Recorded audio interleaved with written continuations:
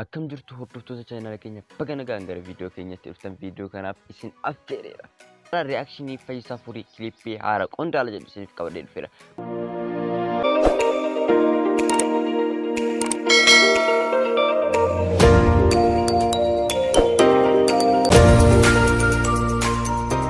Qoondaalli viidiyoo bareedaadha. Kilippii namatti tolu geerres of keessatti hamata irra guddinni isaa geerresaanii egaa muuziqichis akka aadaa Arsiitti hojjetamee viidiyoo kilippii namatti tolu jaaladheera. Hamma tokko wal affeerru ta'a. Fayyisaa Fuurii egaa waggootaan 8 dura viidiyoo uploading online dhaama 2-3 daawwadhee hin buufne amma daawwataa jira akkuma ilaaltan kana. Egaa daawwachuu gootee xumuree kan isin biraan ga'uudha. Beeksisa muraasa booda kan walitti deebi'uudha. Share, like, subscribe.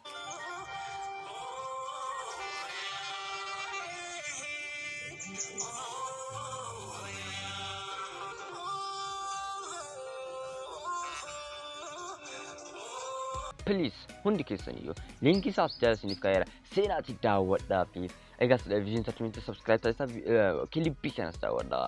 Har'a egaa kaleessa kan nuuf qabatee dhufe Fayyisaa Fuurii gara vizyinii tartiibatti gara YouTube'dhaan nuuf qabatee dhufeera. Nutis daawwachuu qabna. Challenge garaagaraallee ittiin hojjedha. Sa'aatii 2 keessatti laayikii 13,000 ture. View gara 20,000 ture.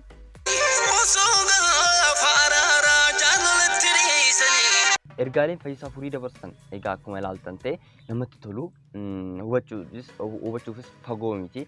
Amma bakkaalee ergaa qaban hundumti isaanii akkasii garuu haala geerara isaanii immoo namatti tolantu yeroo amma sammee isin daawwachiisa.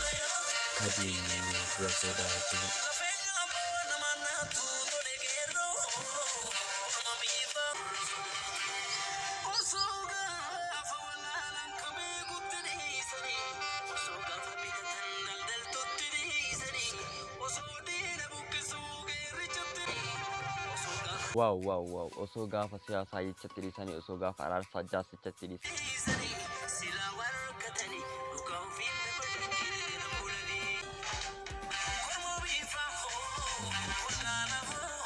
Egaa muuziqaa kana kilippii akkana bareedu kana daayirektarii vizyinii tartiimantiidha. Editingin immoo laska barate muuziqaan kun waan namatti toludha. Hamma xumuratti itti bashannana. Akkaataa godhee sirrii isiniif kaa'e garuu ammoo deemaatti daawwadha taasisaa reakshinii kanas akkituma muuziqichaatiin ilaaluudhaan sheer godhaatii nama biraan ga'a. Namoonni muuziqicha argin reakshinii kana ilaalanii gara muuziqichaatti adeemu. Namoonni muuziqicha ilaalanii immoo reakshinii kana daawwatu. Maaliif muuziqaa kana haala kamiin ture eenyutu daayirekti godhe kana kan jedhu odeeffannoo argamedha. Odeeffannoo akkanaati kan barbaadani. Haa ta'u garuu dugda viidiyoo kanaa hin arganne viidiyoo isaa.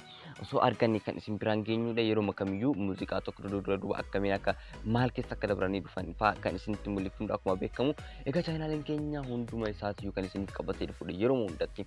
Sa'aatii isaa eeggate kan dhufudha. Chaanal keenya subscribe taasisaa odeeffannoolee haaraa kan qabatee dhufudha. Ammatti kan isin waliin ture jaarsoo kamaalee chaanal keenya subscribe taasisaa laayikiin iddoo kana jirtee laayik taasisaa. Egaa kommentiilee naaf kennuu dandeettu. Haala sagaleetii wal qabatee peace akka bareedaa ta'e abdii sirraa qabu.